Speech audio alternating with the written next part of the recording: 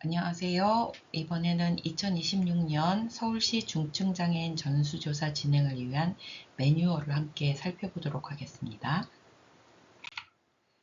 오늘 교육은 총 7개 파트로 구성되어 있는데요. 전수조사 개요, 방문조사의 중요성부터 학대를 발견한 이후의 사후 처리, 그리고 신고 방법과 조사자 지원까지 순서대로 진행하도록 하겠습니다. 먼저 1장 전수조사 개요입니다. 먼저 이 매년 수행하는 장애인 전수조사를 단순히 현황 파악하는 통계조사라고 생각하시는 분들이 많은데요. 실제로는 제가 중증 장애인 분들의 생활 현장을 직접 눈으로 확인하고 복지 욕구와 인권 실태를 파악하는 것이 이 전수조사의 목적입니다. 그래서 아주 중요한 조사인 거죠. 이 조사의 목적을 네 가지로 한번 살펴봤습니다.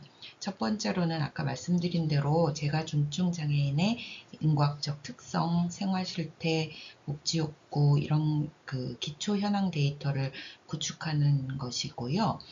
두 번째로는 그 데이터를 바탕으로 실효성 있는 장애인 정책을 수립하는 데 기여하고자 하는 목적을 가지고 있습니다. 세 번째는 학대 발생의 그 특성과 실태 이런 것들을 파악하고 학대를 예방하고 그 대응 정책의 근거를 마련하고자 하는 목적을 또 가지고 있습니다. 네 번째로는 이 조사는 학대 방지와 후속 조치 방안을 개발하기 위해서 정책 근거 자료를 확보하고자 하는 목적을 가지고 있습니다. 조사 개요를 보시면 대상은 서울시 만 18세 이상 65세 미만 재가 중증 장애인입니다. 장애의 유형은 올해는 시각, 청각, 언어, 정신, 심장, 신장, 호흡기, 간, 안면, 장루, 요루, 그리고 뇌전증까지 11개 유형이 올해 조사에 포함되는 장애 유형입니다. 조사 기간은 6월 8일부터 10월 23일까지인데요. 결과는 10월 31일까지 생활복지정보 시스템에 입력을 완료하셔야 합니다. 조사 대상을 보시면요. 2023년 말 기준으로 서울시 11개 유형의 등록 장애인 수는 14만 명이 넘습니다.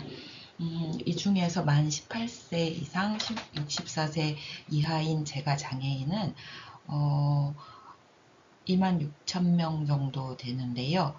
아마 전체 조사 대상이 올해 신규 등록이나 이런 것들을 반영하다 보면 3만 명 정도가 되지 않을까 추정합니다. 유형별로 보면 정신장애가 가장 많고요. 신장장애, 청각장애, 시각장애 이런 분들이 다음으로 많습니다. 이 장은 방문조사의 중요성에 대해서 말씀드리고자 하는데요. 아시다시피 이 조사는 그냥 설문지를 나눠주고 우편으로 보내고 뭐 해서 받는 것이 아니라 꼭 방문해서 조사를 하셔야 합니다. 방문조사가 왜 중요한지는 네 가지 정도로 정리가 되는데요. 첫 번째로는 정확한 현황을 파악하고자 하는 목적을 가지고 있기 때문에 중요합니다. 직접 장애인 당사자의 그 가정을 방문해야지만 대상자의 실제 생활 환경이나 욕구, 서비스 이용 현황 등을 제대로 파악할 수가 있겠습니다. 서류만 봐서는 알 수 없는 것들이 현장에 있기 때문이죠. 두 번째로 방문조사는 숨은 그 대상자들을 발굴하는 중요성을 가지고 있습니다. 외출이 어려운 재가 장애인들이나 행정자료만으로는 실상을 파악하기 어려운 분들을 발굴할 수 있는 유일한 방법이 방문조사라고 할 수 있겠습니다. 세 번째로는 방문조사를 통해서 관계를 형성하고, 다시 말해서 대상자와 행정동 간의 그 관계를 형성하고 신뢰를 구축할 수 있게 됩니다.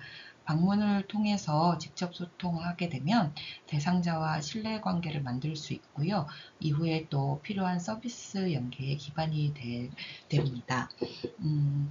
네 번째로는 정책 수립의 기초 자료를 현장에서 수집한다는 그런 중요한 점이 있는데요. 현장에서 수집된 자료는 장애인 정책을 수립하는 데 실질적인 근거가 된다고 할 수 있겠습니다. 그러니까 방문조사는 장애인의 삶의 질을 향상하고 맞춤형 복지 서비스 제공을 위한 핵심 과정이기도 하고, 또 혹시 있을 수 있는 인권 침해 상황을 발견해내는 그런 중요한 역할을 한다고 할 수 있겠습니다. 다시 한번 방문조사가 필요한 이유를 말씀드리도록 하겠습니다. 첫 번째로는 방문조사를 통해서 은폐된 학대 정황을 포착할 수 있습니다. 장애인들이, 특히 중증 장애인들이 거주지 내에서 학대를 받고 있는 비율이 전체 학대의 절반 가까이가 됩니다. 이 수치를 보시면 직접 방문을 해서 학대를 발견하는 것이 왜 핵심적인지 알 수 있으실 거라고 생각이 됩니다. 두 번째로는 서울시 학대 의심 신고 중에서 실제 학대 판정 비율이 절반 이상이 된다는 거, 신고 건수의 절반 이상이 된다는 거, 이 부분이 되게 중요합니다. 다시 말해서 학대 의심 신고 수는 사실은 조금씩 줄고 있기는 한데요. 학대 판정 비율이 계속 올라가고 있다는 거니까 신고가 들어온다 하면 절반 이상이 실제로 학대가 벌어지고 있다는 뜻이니까 방문조사가 정말 중요한 것이라고 말씀드릴 수 있습니다. 세 번째로는 방문조사를 통해서 취약한 장애인들의 인권 침해 상황을 우리가 세심하게 살펴볼 수 있을 것입니다. 특히 정신장애인들은 그러니까 학대를 당하고 있다고 하는 그런 진술의 신빙성을 의심받는 경우도 있고요. 시각장애인, 청각장애인, 언어장애인 이런 분들은 학대 피해를 외부에 알리지 못하는 경우가 많습니다. 그러니까 현장 조사를 통해서 이런 분들, 취약한 장애인들에 대한 학대가 이루어지지 않는지 꼭 점검하는 것이 필요합니다. 마지막으로 이 교육을 듣고 계신 공무원 여러분들은 단순한 조사원들이 아니시죠. 조사원분들은, 이 조사를 하시게 되는 공무원분들은 제가 중증 장애인들의 인권을 보호하고 학대를 방지하는 가장 중요한 역할을 담당하시는 분들이십니다. 따라서 여러분들의 방문 조사가 얼마나 중요한지, 그리고 그것을 통해서 장애인들의 인권이 지켜진다는 점, 이런 것들을 염두에 두셨으면 좋겠습니다.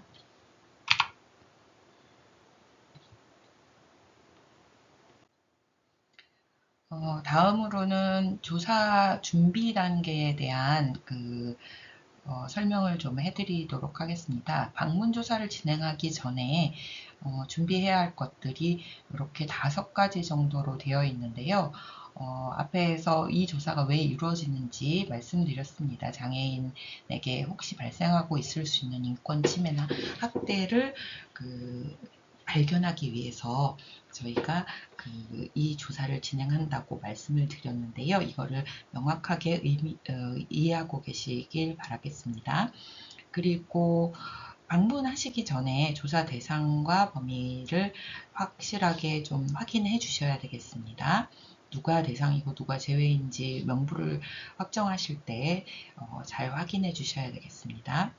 그리고 방문조사 하시기 전에 어떤 것들을 자료로 확인을 하실 건지, 그리고 나중에 결과를 입력할 때 그 시스템은 어떻게 사용하는지 이런 것들을 미리 알고 계시면 좋겠습니다. 그리고 나중에 좀 설명을 드리겠지만 그 2인 1조로 방문을 하셔야 되기 때문에 그 동행자의 역할, 그리고 그 동행자를 섭외하는 데 있어서 유관기관과 어떻게 협조하게 될지 이런 것들을 좀 미리 점검하시면 좋겠습니다. 그리고 마지막으로 조사 일정 뭐 이런 것들을 좀 미리 확인하시고, 그리고 나중에 그 마감일 10월 31일 데이터 입력 마감일 이런 것들을 미리 알고 계시면 좋겠습니다. 조사 전에 하실 일들을 조금 상세하게 말씀드리려고 하는데요. 우선은 방문 전에 사회보장정보 시스템을 이용해서 조사지 이쪽에 있는 기본 정보를 직접 작성해 주셔야 합니다. 조사하시기 전에. 그런 부분들은 조사 전에 작성하실 수 있다고 보고요. 조사 대상 명부 확정일이 기준일이 6월 1일이거든요. 이때 예년의 예를 보면 공동생활가정에 계시는 분들을 재가장애인으로 잘못 분류하시는 경우가 있는데, 이 부분을 좀 유의해 주시기 바랍니다. 공동생활가정, 뭐 장애인 그룹홈 이거는 법률상 시설로 분류되기 때문에 대상 명부에서 꼭 제외해 주시기를 바라겠습니다. 그리고 사전에 이 조사지 이쪽을 작성하시면서 인권침해나 학대 보고 이력이라든가, 그다음에 전염성 질환이 있는지, 조사 거부 경력이 있는지, 폭력이나 범죄 이력이 있는지 미리 파악을 하셔야 되겠습니다. 특히 학대 이력이 있는 대상자는 재학대나 지속적인 학대가 이루어질 수 있기 때문에 좀 더 면밀하게 조사를 하셔야 되기 때문에 잘 살펴보셔야 되고요.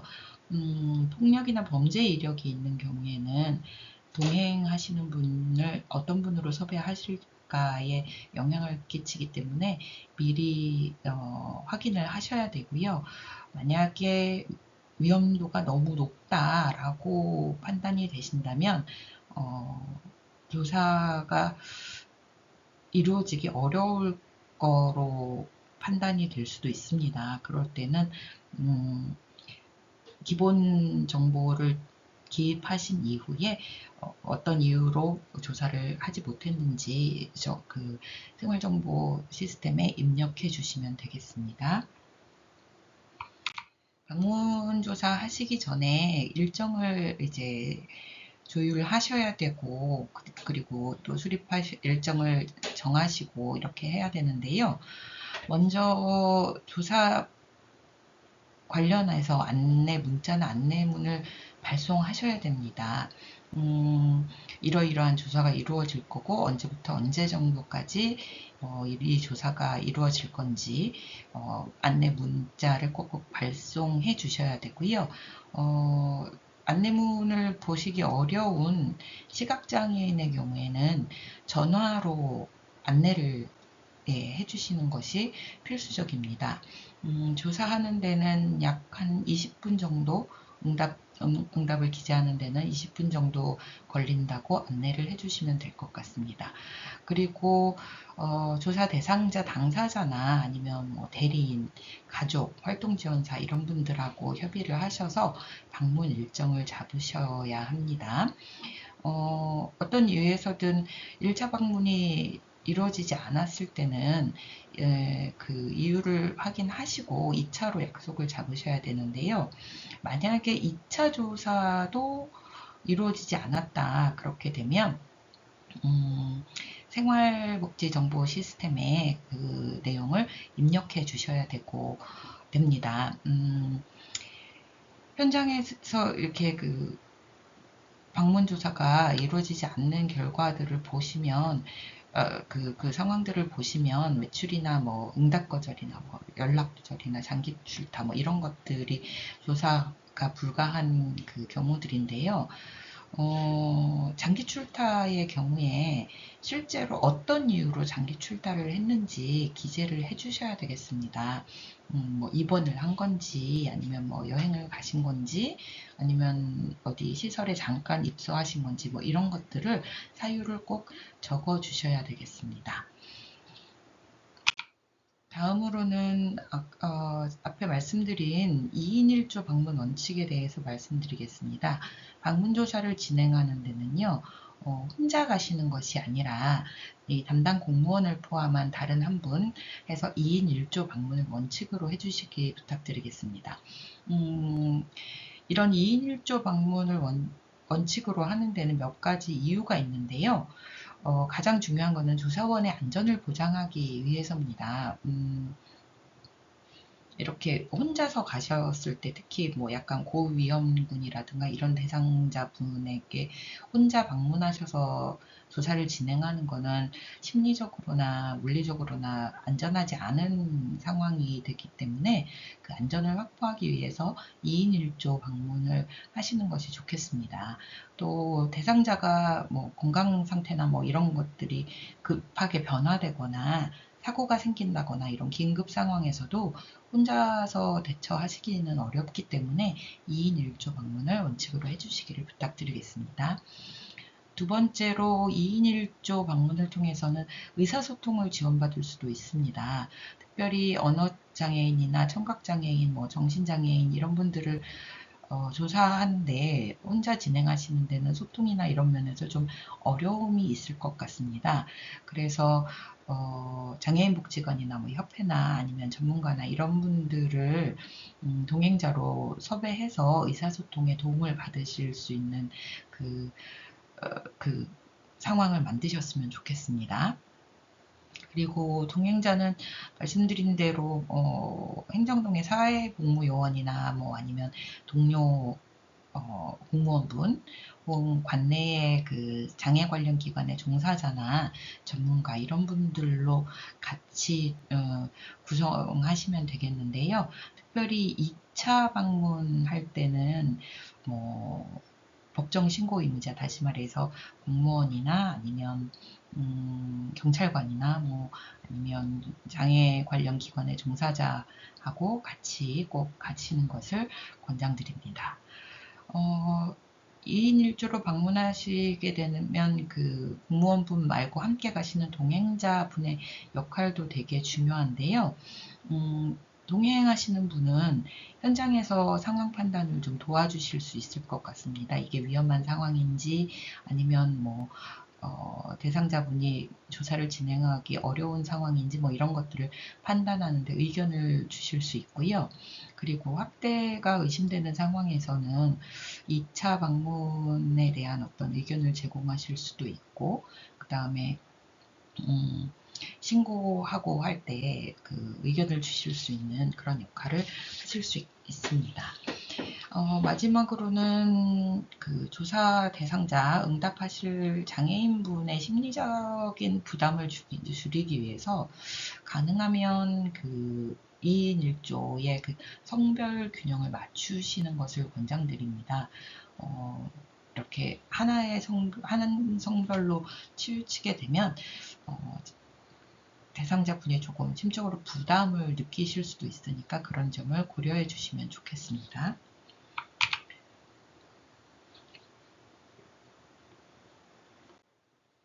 조사를 진행하다 보면 조사를 안 하겠다고 거부하시는 분들을 만나게 되는데요. 조사를 거부하시는 분들에 대한 대응 요령을 좀 알아보도록 하겠습니다. 먼저 조사 대상자 당사자가 거부하는 경우를 한번 보도록 하겠습니다. 조사 대상자분이 가족이나 동거인의 눈치를 보는 것 같다. 뭐 이렇게 흘금흘금 본다던가 아니면 가족이 있어서 뭐 동거인이 있어서 이렇게 말씀하실 때는 다른 사람이 없는, 가족이나 동거인이 없는 공간에서 조사가 진행될 거라는 점을 설명하시고 참여를 권유하시면 좋겠습니다. 그리고 뭐 조사 결과가, 조사 내용이 새어 나갈까봐 걱정하시는 분들도 계시는데요. 그런 경우에는 가족이나 다른 사람에게 절대 알리지 않겠다는 걸 분명히 설명해 주시면 되겠습니다. 가끔은 주거 환경이나 위생 문제 이런 것들로 부끄러워서 조사를 거부하시는 경우가 있는데요. 이럴 때는 조사원이 이런 것들을 평가하거나 비판하지 않는다는 것을 아주 명확하게 설명해 주셔야 되겠습니다. 또 어떤 분들은 이렇게 맨날 이 조사 저 조사 하는데 바뀌는 게 뭐가 있느냐 이렇게 말씀하시는 분들이 있는데요. 이런 분들한테는 여러 번 조사를 해야 그 결과가 축적돼서 실제로 정책 제안의 근거가 될 수 있다는 것을 설명해 주셨으면 좋겠습니다. 조사 대상자가 아니라 대상자의 가족이나 지원사 같은 제3자가 조사를 거부하는 경우에는 좀 접근을 달리 해야 되는데요. 이 경우에는 이 조사가 가족이나 생활지원사 이런 분들의 생활이나 실적이나 돌봄 역량이나 이런 것들을 평가하는 게 아니라는 것을 분명히 말씀드려야 합니다. 그리고 동시에 장애인 당사자는 조사를 원하는지 이 부분도 직접 확인을 하셔야 됩니다. 다만 유의하셔야 될 점은 이 조사가 혹시 현장에서 다시 말해서 장애인의 주거지에서 학대가 발생하고 있는지를 확인하기 위한 조사다 라고 말씀하시면 절대로 안 됩니다. 그렇게 말씀하시는 순간 장애인 당사자도 그리고 다른 가족이나 동거인이나 이런 분들도 상당히 불쾌하게 느끼시고 조사를 더 심하게 거부하시게 될 가능성이 있으니까 이런 부분들을 명확하게 잘 설명해 주셔야 되겠습니다. 예. 다시 말해서 현장 방문은 조사를 잘하기 위한 것이지 이게 다른 의도가 있는 게 아니다라고 설명을 하셔야 됩니다. 학대가 있는지 보러 왔어요 라고 말씀하시는 거는 절대로 안 됩니다.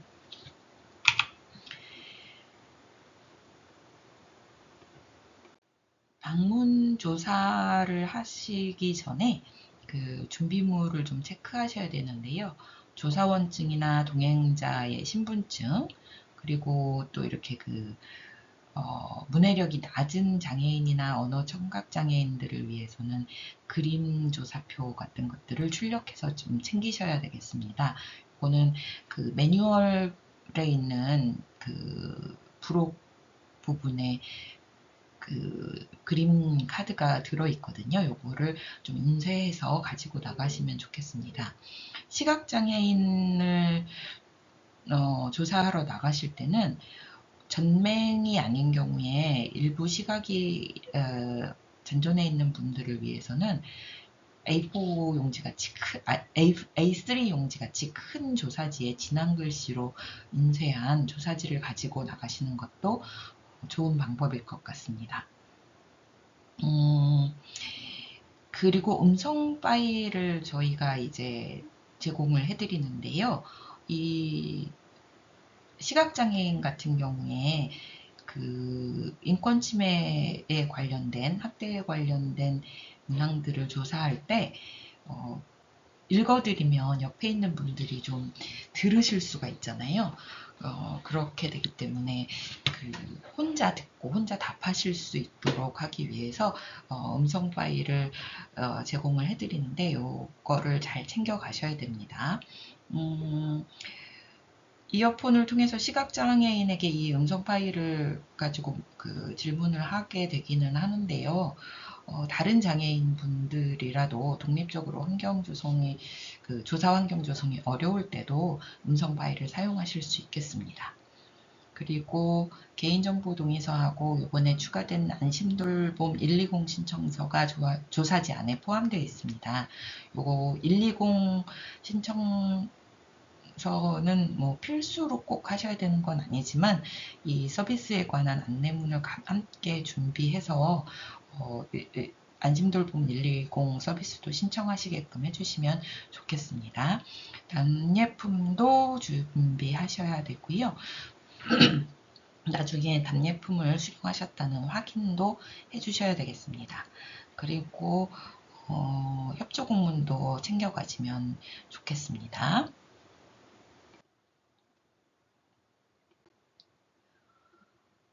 방문 조사를 진행하실 때에 지키셔야 할 원칙을 말씀드리려고 하는데요. 현장을 중심으로 대상자를 존중하면서 정확성을 확보하고 개인정보를 보호하는 것. 이것이 방문조사의 4대 원칙이라고 말씀드릴 수가 있습니다. 신뢰도 높은 조사 결과를 도출하기 위해서는 이 원칙을 잘 지켜주셔야 하겠습니다. 그러면 방문조사 진행하는 과정을 상세히 살펴보도록 하겠습니다. 방문조사가 시작된다라는 것은 약속된 일시에 2인 1조가 장애인 당사자의 집을 방문하는 것으로 시작되는 것입니다. 자기소개도 하시고 뭐 인사도 하시고 이렇게 조사를 시작하시는데요. 여기서 좀 주의해 주셔야 될 게 있습니다. 때로는 이 주거 환경이 좀 지저분하다거나 정리가 안 되어 있거나 뭐 냄새가 난다거나 이런 경우가 있는데요. 특별히 뭐 그것을 언급하시지는 않겠지만 사실 저희가 알게 모르게 표정이나 뭐 몸짓으로 이런 것들에 대해서 불쾌감을 표현할 때가 있거든요. 그래서 이런 것들을 하시지 않도록 좀 많이 조심을 해주셨으면 좋겠고요. 조사원과 동행자 사이에서 뭐 귓속말을 하신다거나 뭐 이렇게 눈치 교환을 하신다거나 이렇게 하시는 것도 절대로 삼가해 주셨으면 좋겠습니다. 여기 아래에 보시면 조사 관련 문의는 제가 직접 받게 되어 있는데요. 물론 서울시 장애인복지과하고 소통을 하실 수도 있겠지만은 문의 창구를 단일화해서 문의의 내용도 좀 제가 답변해 드릴 수 있는 거는 금방 답변해 드리고 신속하게 그리고 담당하시는 분들의 업무량도 좀 줄이고 하기 위해서 조사 관련 문의 창구를 단일화하도록 하겠습니다. 기본적으로 이 조사 관련 문의는 이제 조사원분들이 공무원분들이 하시는 거겠지만 가끔 대상자분들 중에서 이 전화번호라든가 문의할 곳을 모르시는 분들이 계세요. 그럴 경우에는 이 연락처를 주시면 되겠습니다. 그리고 조사 기간은 10월 23일까지이지만 10월 31일까지 생활복지정보 시스템의 모든 그 결과를 입력해 주셔야 합니다. 이때까지 입력된 데이터만 활용할 수 있다는 것을 다시 한번 기억해 주시기 바랍니다. 조사를 시작하시기 전에 두 가지 동의 처리를 하셔야 되는데요. 개인정보 수집 이용 제공 동의서 조사지 3쪽에 들어있는데요. 이거를 꼭 작성하시도록 해야 됩니다. 개인정보는 당연히 데이터 오류를 보정하는 데만 쓰인다는 것을 설명해 주셔야 되고요. 동의를 안 하시면 조사는 거기서 종결됩니다. 이때 중요한 게 조사에 참여하지 않아도 장애인 당사자나 가족에게 어떠한 불이익도 없다는 것을 반드시 말씀해 주셔야 됩니다. 그리고 두 번째 동의서는 안심돌봄 120 서비스 신청에 대한 동의서인데요. 요거는 전수조사 동의와는 별개라서 신청을 안 하신다 하더라도 전수조사를 진행하는 데는 전혀 지장이 없습니다. 그러니까 요거는 선택사항이 되는 거고요. 개인정보 수집 이용 제공 동의서 요것이 동의가 돼야지만 진행된다는 것은 기억해 주셔야 되겠습니다. 가끔 장애인 당사자가 직접 응답을 하실 수 없고 대리로 응답을 하셔야 되는 경우가 있는데요. 이때도 몇 가지 순서에 의해서 대리 응답을 처리하셔야 되겠습니다. 먼저 정말로 그 장애인 당사자가 직접 응답을 할 수 없는 상황인지를 판단하셔야 되고요. 그 다음에 대리 응답자를 지정하는 것에 대해서 그 장애인 당사자 분이 동의하시는지 이것을 확인해야 됩니다. 그리고 대리 응답자에게는 정확하게 의사를 전달해야 된다는 내용하고 그 다음에 비밀 유지를 꼭 하셔야 된다는 거, 이거를 꼭 설명해 주셔야 됩니다. 그리고 조사하는 중간에 대상자분하고 대리응답자분이 어떻게 상호작용을 하시는지를 잘 관찰하셔야 되는데, 가끔은 대리응답하시는 분이 조금 그 의사를, 그러니까 장애인 당사자의 의사를 조금 잘못 해석하거나 왜곡해서 그 응답하시는 경우가 있어서 진짜로 그 정확하게 의사가 전달되고 있는지를 계속해서 잘 관찰하셔야 되겠습니다. 그리고 이거는 정말 중요한 얘기인데요. 대리응답이 가능한 부분은 A와 B 영역까지입니다. C 인권 실태 영역은 대리응답이 절대 불가능합니다. 그러니까 이 부분을 대리응답 하시겠다라고 하는 거는 안 되고요. 만약에 장애인분이 그 직접 응답하시기가 힘들어서 그 인권 실태 영역에 응답을 하실 수 없다라고 한다면 B 영역까지만 그 조사를 하시고 조사를 종결하셔야 됩니다. 그리고 나서 나중에 사후 작성 부분을 통해서 상황을 기재해 주셔야 되겠습니다. 다음으로는 그 조사자가 그 A와 B의 다시 말해서 일반 특성과 생활 실태 및 복지 욕구 이 부분을 그 작성할 때 어떻게 하실지 조사 과정에서 를 5가지 정도의 상황으로 나눠서 말씀드리는데요. 먼저 장애인 당사자분이 스스로 이 응답지를 조사표를 작성하실 수 있다면 뭐 가장 좋은 상황이겠죠. 이런 상황에서도 그 조사원분들이 뭐 응답에 영향을 줄 수 있는 어떤 말씀이나 이런 것들은 좀 자제해 주시고 전화 통화라든가 뭐 이렇게 뭐 뭔가를 보신다거나 하는 것도 좀 삼가해 주시면 좋겠습니다.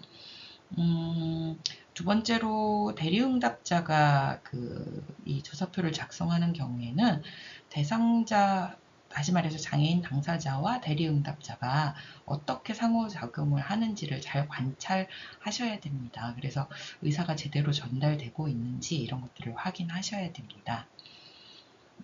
세 번째로는 장애인분이 작성을 하시는데, 응답을 하시는데 이 문항을 잘 이해를 못 하시는 경우가 있습니다. 뭐 문해력이 좀 낮으시거나 이런 분들이 그런 경우인데요. 그러면 좀 설명을 좀 해드리고 그리고 거기에 대한 응답을 표기하는데 도움을 주시면 되겠습니다. 그 밑에 예시를 보시면 일상생활에서 어느 정도로 도움을 필요로 하십니까? 이렇게 그 문항이 되어 있는데 이런 것을 만약에 잘 이해를 못 하실 것 같다라고 한다면 뭐 이렇게 일상생활 하시는데 어떻게 도움이 필요하세요? 뭐 옷을 갈아입는다거나 화장실에 가신다거나 뭐 식사 준비나 이런 것들에서 어떤 도움이 필요하신 부분이 있나요? 라고 이렇게 물어보시면 됩니다. 그러면 응답하시는 분께서 내가 딴 건 다 하는데 빨래는 내가 허리가 아파서 세탁기 넣고 빼고 이런 거는 내가 못해요.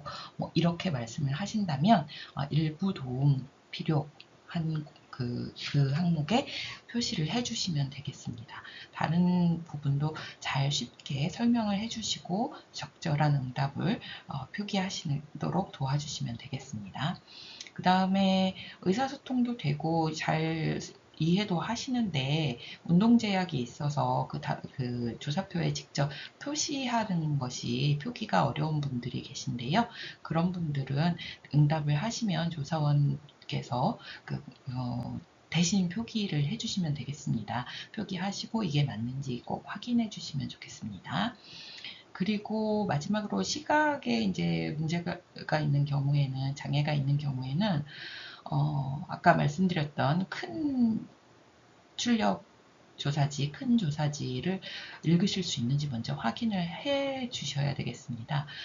만약에 크게 진한 글씨로 출력한 조사지를 읽으실 수 있고 응답하실 수 있다면 그것을 활용하시면 되겠고요. 그거를 전혀 읽으실 수 없다라고 그러면 조사원 분께서 문항을 읽어드리고 선택을 하시게끔 그렇게 해야 되겠습니다. 여기 질문 내용 설명 부분에서 표 2-2 부분을 보시면 그 감정에 대해서 묻는 문항들이 있는데요. 이 부분 혹시 조금 혼란스러우실까봐 설명을 드리고자 합니다. 이 부분은 이제 최근 한 달 동안 귀하는 다음과 같은 감정을 얼마나 느끼셨습니까? 라는 부분인데요. 이거는 이런 감정을 뭐 일주일에 몇 번이나 느꼈느냐, 뭐 한 달에 몇 번이나 느꼈느냐, 얼마나 강하게 느꼈느냐, 뭐 이런 것들을 수치로 대답하시는 것이 아니라 응답하시는 장애인분이 주관적으로 느끼는 느낌을 기준으로 작성하시면 됩니다. 어떤 분은 외로움을 매일 느끼시기 때문에 자주 느낀다고 하실 수도 있겠지만 매일 느끼시니까 항상이라고 대답하실 수도 있어요. 그거는 아주 주관적으로 쓰실 수 있도록 도와주시면 되겠습니다. 가끔은 이렇게 대답을 이렇게 밑에 예시처럼 좀 길게 하시는 분들이 계세요. 다시 말해서 지난 한 달 동안 외롭다고 느끼신 적이 있나요? 하고 여쭤보면 아유 맨날 외롭죠. 몸이 불편해서 밖에도 못 나가고 그래서 너무 외롭죠. 그러면 이렇게 느껴질 때는 항상 외로우신 것 같이 느껴지는데 그 밑에 또 뭐라고 말씀을 하시냐면 근데 그래도 내 한 몸만 건사하면 되니까 다행이다 이렇게 싶을 때도 있어요. 그렇게 말씀하실 때가 있어요. 응답자분이. 그렇다고 한다면 이분은 외롭게 느끼는 빈도가 높기는 하지만 그렇지 않을 때도 있다라는 의미가 되니까 항상이 아니라 아마 자주에다 표기를 하시는 게 맞겠습니다.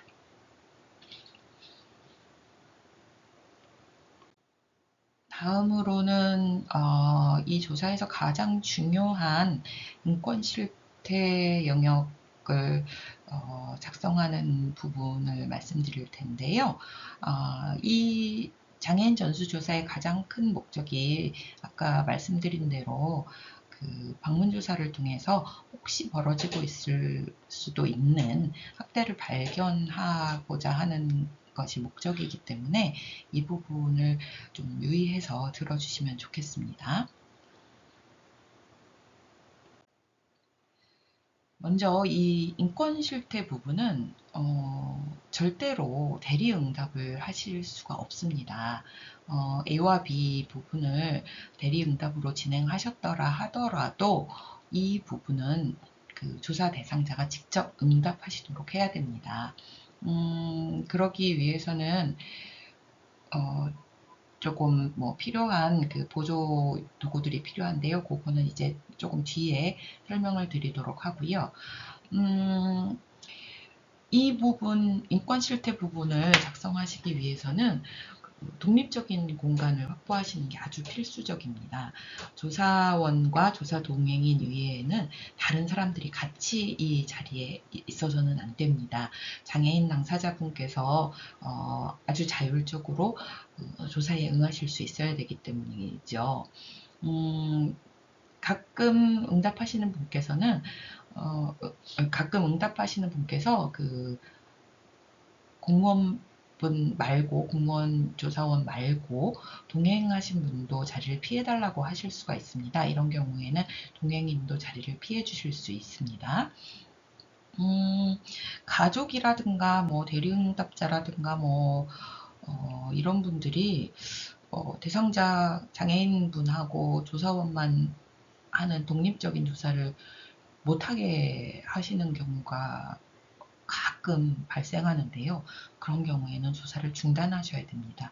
다른 사람이 있는 상황에서 인권 실태 부분을 조사하는 것은 의미가 없기 때문에 여기는 조사를 중단하시는 것이 맞겠습니다. 그리고 이 인권 실태 부분을 조사하시기 전에 동거인이나 가족이나 이런 분들이 우연이라도 뭐 학대의 그 정황에 대해서 들을 수 있는 가능성을 어, 원천적으로 배제해 주셔야 됩니다. 뭐 이제는 뭐 학대에 관해서 조사할 거니까 나가주세요. 뭐 이런 표현을 절대 하셔서는 안 되고요. 정말로 독립적인 공간에서 자율적으로 조사하실 수 있도록 도와드려야 됩니다. 여기 보시면 문항 30-1번 같은 경우에 이제 복수응답을 하실 때 어떻게 작성하는지 요령이 나와 있는데요. 이거는 사실 문항 14-1부터 30-1까지가 그 인권 침해 혹은 학대 정황에 대한 질문인데 각 29-1까지는 각각의 상황에 대해서 하나씩 질문하게 되어 있는데요.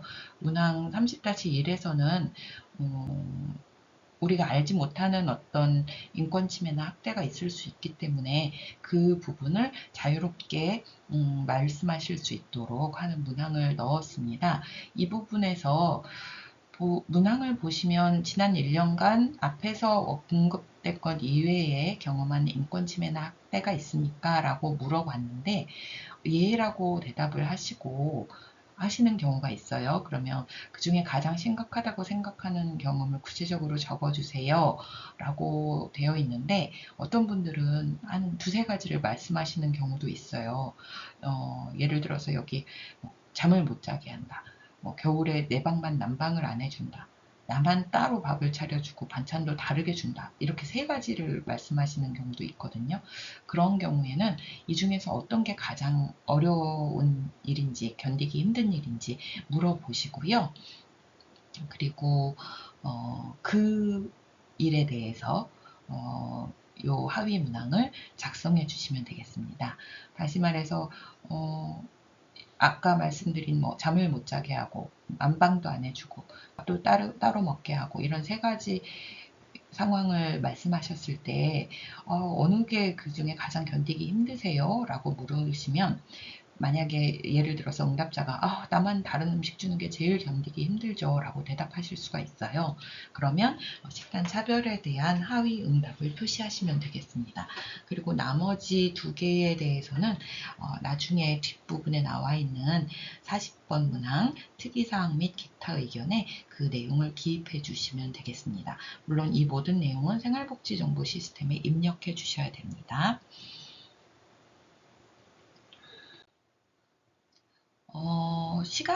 시각장애인을 위한 음성 파일을 저희가 제공한다고 했는데요. 그걸 사용하시는 방법을 여기다가 이렇게 보여드렸습니다. 음성 파일은 주로 시각장애인을 대상으로 사용하는데요. 그래도 환경 조성이 좀 어려울 때도 활용하실 수가 있습니다. 그리고 이 음성 파일은 문항 14-1부터 30-1까지 되어 있으니까 그거 참고해 주시면 좋겠고요. 당연히 방문하시기 전에 재생이나 음질에 이상이 없는지 확인해 주셔야 되겠습니다. 이 음성 파일을 사용하는 것에 대해서 장애인분의 동의를 먼저 받으셔야 되고요. 그리고 이어폰으로 음성을 청취하시도록 하면 되겠습니다. 들으시게 되는 문항은 뭐 예를 들어서 14-1번이다 그러면 녹음 파일이 문항 14-1입니다. 몸이 아프거나 다른 사람이 다른 사람으로 인해서 몸이 아프거나 상처가 난 적이 있습니까? 혹은 뭐 맞아서 아프거나 상처가 난 적이 있습니까? 라고 이렇게 묻게 되면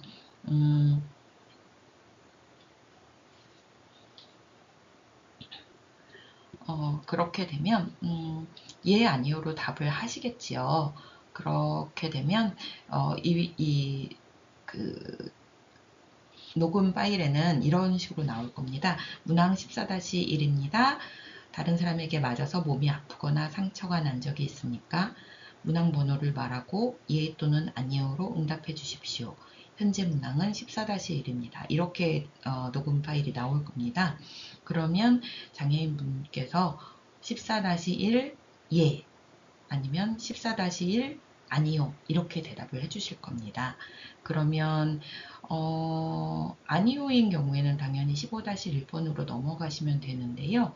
14-1번에서 예, 다시 말해서 다른 사람에게 맞아서 몸이 아프거나 상처난 적이 있다라고 대답을 하면 하위 문항은 조사원 분께서 직접 물어봐 주셔야 됩니다. 물어보실 때 이렇게 하시면 좋겠어요. 얼마나 자주 그런 경험을 하셨어요? 그러면 이제 장애인분께서 대답을 하시겠죠? 일주일에 한 번은 맞는 것 같아요. 하면 이제 뭐 해당하는 곳에다가 표기를 하시고요. 얼마나 오래 그렇게 이런 일들이 지속되었어요? 라고 하시면, 뭐 한 5, 6년 된 것 같아요. 그럼 당연히 3년 이상에다 표시를 하겠지요. 그리고 누가 이런 행동을 주로 하시죠? 하면 아무래도 오빠가 그러는 게 많죠? 라고 하면 형제자매 표시를 하시고요. 그리고 어디서 그런 일들이 벌어져요? 뭐 집에서도 그렇고, 뭐 병원 같은 데 가면 때리기도 하고, 뭐 길거리에서도 그러고 그러지요. 라고 대답을 하신다면 우리 집, 병원 등 의료기관, 그리고 기타, 길거리 이렇게 다 써주셔야 됩니다. 그리고 나중에 생활복지정보 시스템에도 이 쓰신 내용을 입력해 주셔야 되고요. 그리고 또 14-6번 같은 경우에 이런 일이 발생했을 때 어떻게 했느냐라고 여쭤보게 되는데요. 그래서 대응하셨다라고 말씀을 하시면 거기에 대한 응답, 그리고 대응하지 않았다면 거기에 대한 이유, 이것들을 표시를 하셔야 됩니다. 이런 경우에 이런 일이 자주 있나요? 그래서 어떻게 하셨어요? 이렇게 물으시면 될 것 같고요. 그래서 어떻게 하셨어요? 했는데 어떡해요? 그냥 참았죠. 그러면 대응하지 않으신 거죠. 그러면 왜 참으셨어요? 라고 물으실 수 있겠죠. 그러면 그냥 뭐 가족인데 어떻게 하겠어요? 이렇게 대답을 하신다면 1번에다 표시하고 이런 방식으로 좀 설명을 통해서 응답을 이끌어내시면 좋겠습니다.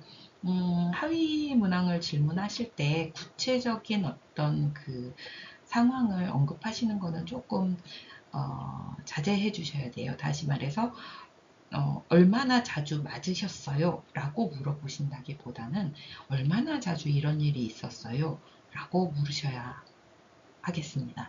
혹시라도 이제 방음이 잘 안 되는 장소라든가 이런 경우에는 다른 분들이 들으실 수 있기 때문에 그런 부분을 유의해 주시면 좋겠습니다.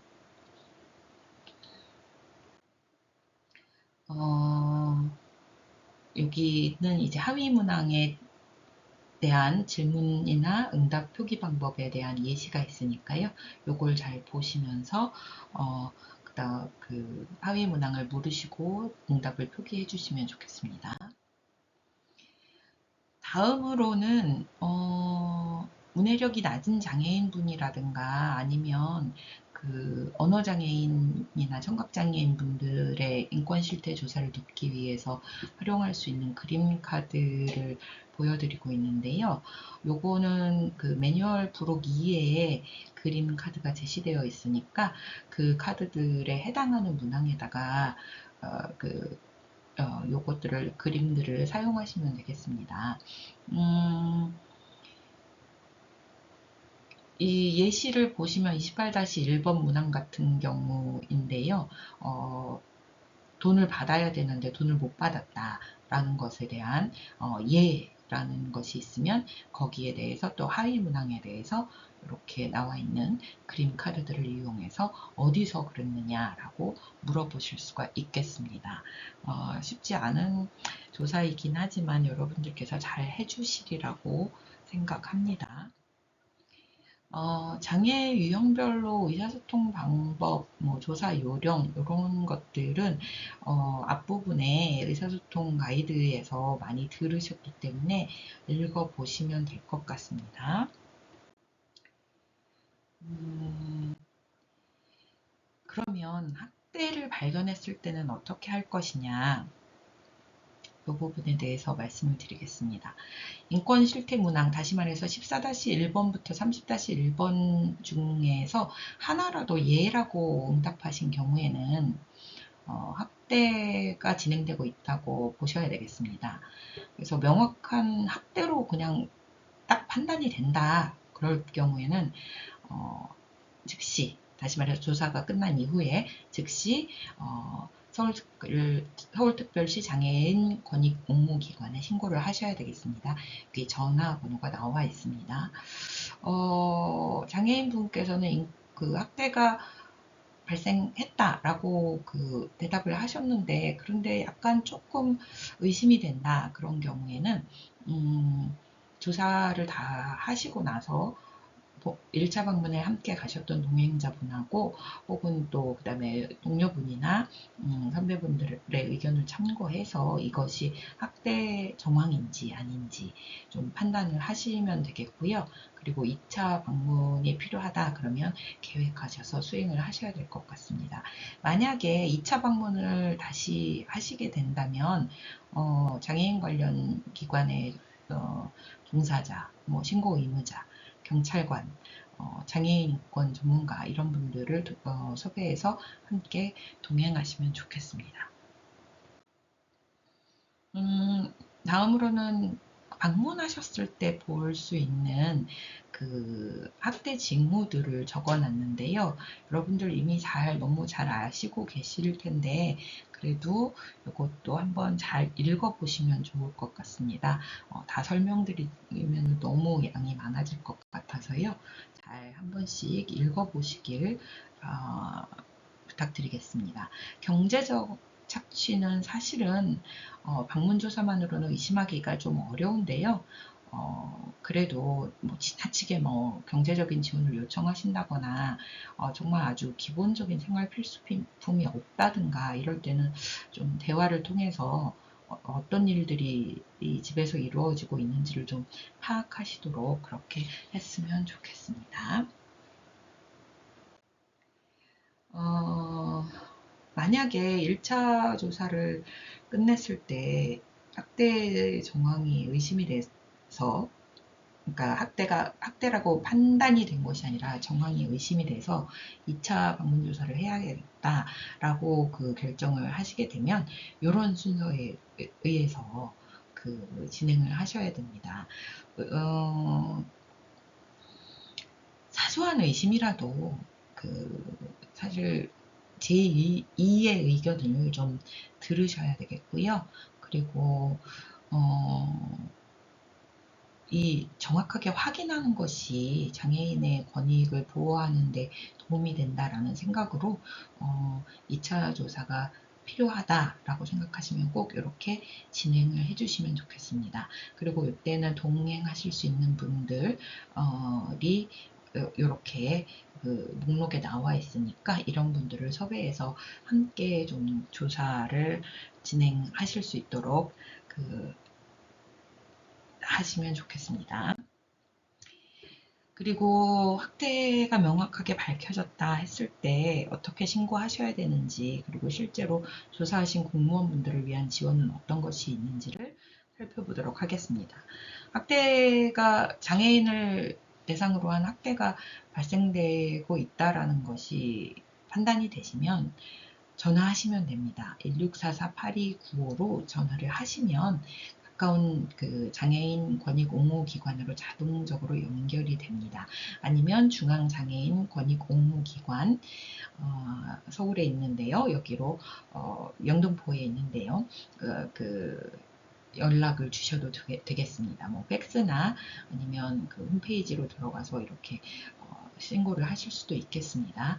학대 정황을 신고하실 때는 신고하시는 분의 성함이나 연락처 그리고 발견 경위를 꼭 같이 알려주셔야 되고요. 당연히 학대 피해 의심 장애인의 이름, 주소, 장애 유형, 장애 정도도 함께 알려주셔야 됩니다. 그리고 현재 이렇게 살펴보셨을 때 안전하신지, 건강 상태는 어떤지, 응급조치가 필요한지 이런 것들도 함께 신고하실 때 알려주셔야 됩니다.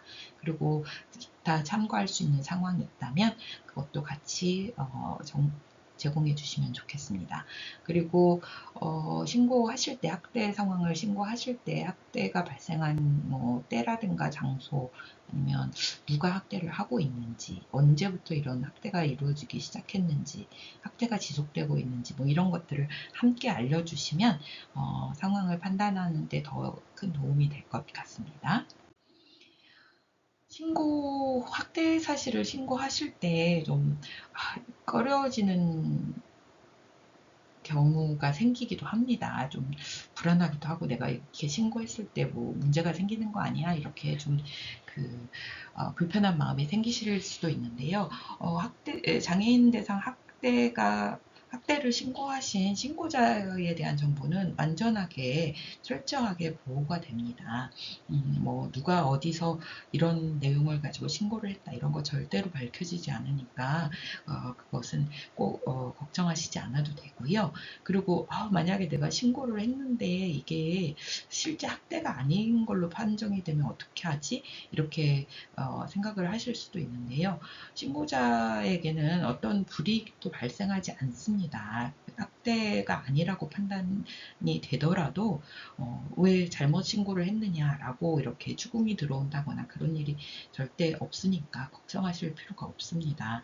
오히려 학대일 수도 있는 상황을 신고함으로써 혹시 현장에서 파악하지 못했던 학대 정황이나 이런 것들이 이후에 밝혀질 수도 있으니까 조금이라도 의심이 될 때는 꼭 신고를 해주셨으면 좋겠습니다.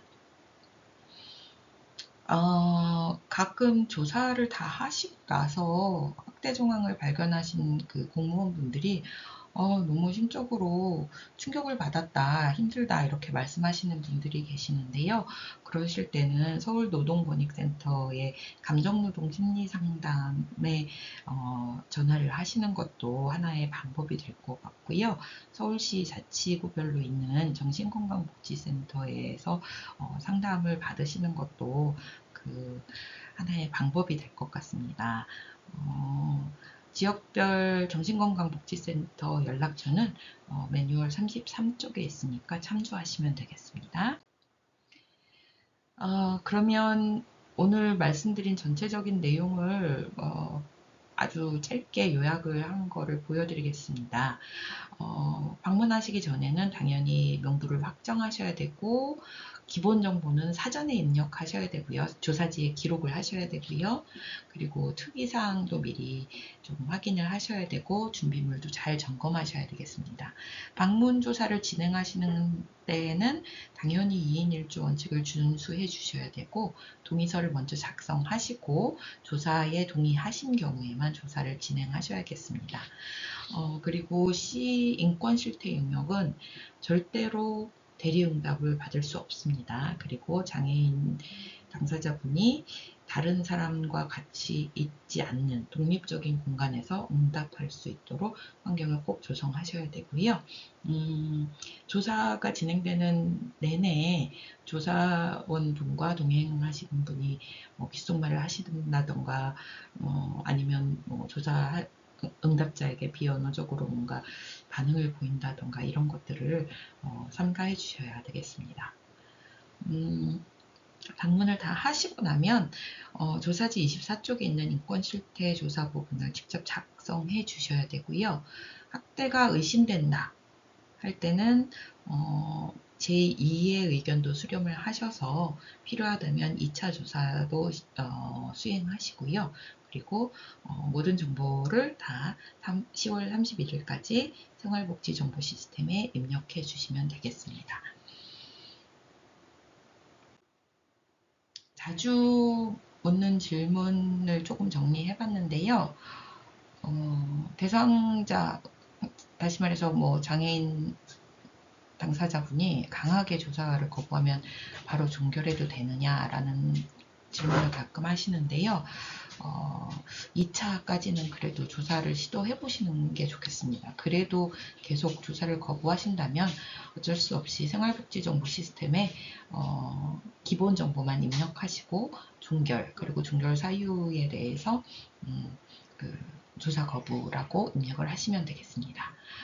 그리고 또 만약에 인권 실태 영역을 조사하는데 대리응답자가 자리를 안 떠나면 어떻게 하나요? 이렇게 물으시는 경우가 있는데요.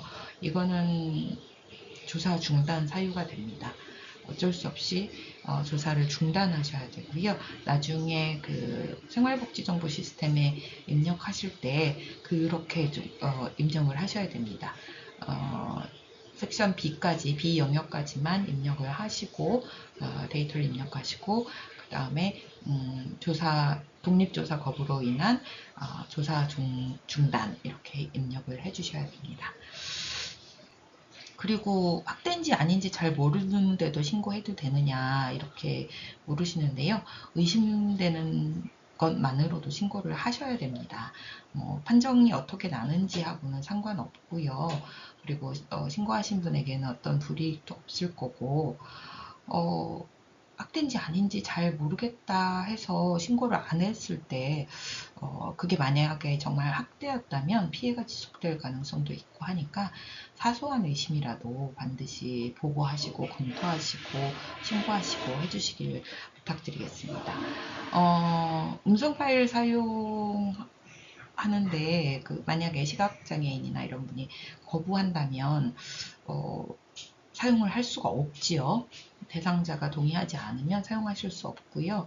그런 경우에는 조사원분께서 직접 문항을 읽어주시고 응답을 기록하는 방식으로 조사를 진행하셔야 되겠습니다. 이번에 조사 대상자 중에 정신장애인 분들이 계셔서 조금 걱정을 하시는 분들이 계시는데요. 특별히 만약에 조사가 진행되는 동안에 갑자기 증상이 악화되면 어떡하느냐라고 물으시는 분들이 계신데, 그런 경우에는 조사를 즉시 중단하시고 보호자나 가족이나 아니면 담당자나 이런 분들께 연락을 취하시면 되겠습니다. 그리고 필요하다고 여겨지시면 지역의 정신건강복지센터에도 연계를 하시면 좋겠습니다. 여기까지가 서울시 중증장애인 전수조사 조사 매뉴얼에 대한 말씀이고요. 물론 대면 교육에 오시기 어려운 분들께서 이 교육 자료를 보셨을 거라고 생각이 되는데요. 대면 조사에 오시게 되면 궁금하신 점이나 이런 것들을 물으시도록 하는 기회가 있을 것 같아서 좋은데, 그렇지 않을 경우에는 만약에 의문이 나는 점이라든가 확인하고 싶은 부분이 있으시다면 여기 문의하시는 곳 전화번호랑 이메일이 있으니까 어떤 방법으로든지 문의 주시면 되겠습니다. 긴 시간 들어주셔서 감사합니다.